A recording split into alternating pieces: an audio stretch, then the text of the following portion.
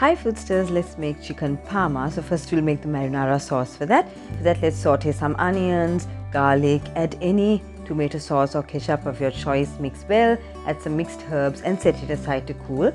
Meanwhile, I have taken some chicken breasts, flattened it out with a rolling pin and rubbed it in some salt and pepper. I've taken a beaten egg to coat the chicken in, and next we're making the proper coating, which is breadcrumbs, a bit of Parmesan cheese and some pepper. Mix that really well.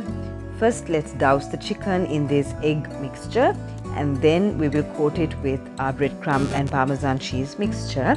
If you can, please go for 2 coatings. This way it will be much crispier on the outside and will retain the juiciness of the chicken on the inside.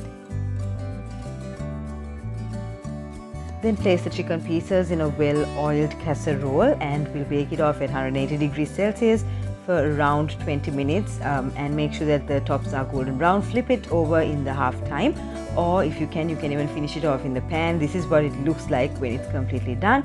Now let's generously serve the marinara sauce we just made on top of the chicken.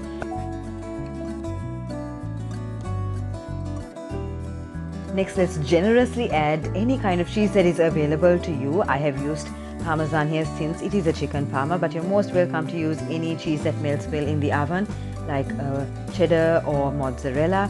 And finally, top it off with some cilantro or parsley or any herb that is available to you, and bake it off in the oven again just until the cheese melts. And oh, it is so juicy, so crunchy on the outside, juicy on the inside, with the melted cheese and the marinara sauce on top.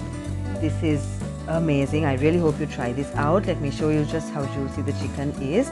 So here it is, our chicken parmesan. I really hope you like this video. Bon appetit, and don't forget to subscribe to Foodsters University.